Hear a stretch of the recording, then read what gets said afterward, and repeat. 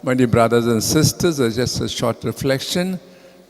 Today's reading reminds me of a small anecdote which I have shared earlier here. It's about a 5-year-old boy, child, and a father walking across the bridge, which was a little rickety.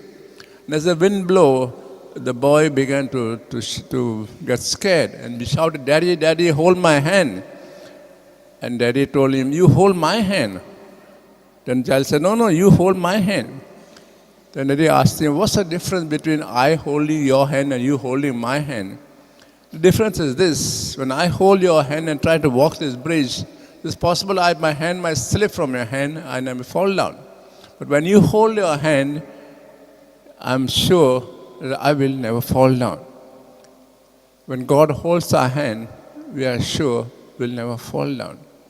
In the first reading, we heard about Prophet Isaiah telling the Israelites who are in Babylon, gives them courage and comfort. He says, "Do not be afraid, I am with you.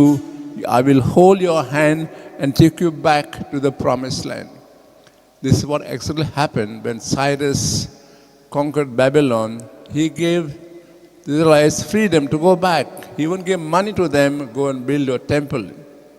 It's when God holds our hands, we are sure we'll never fall down.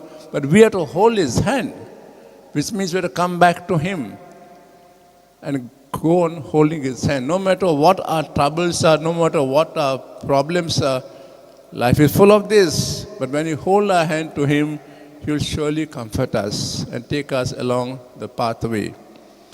The Gospel speaks about John the Baptist. In a way, Jesus speaks about his whole life, his whole character. Whom did he go out to see in the wilderness? A prophet. What kind of prophet? A person who had come to show the way. He was a pointer. So we too are called to be pointers to others by a life of forgiveness, gentleness, and kindness. So this is the Advent as we prepare ourselves to celebrate the Lord's birthday and also for His second coming. We ask God to give us the grace to be pointers to others by a life of love and forgiveness.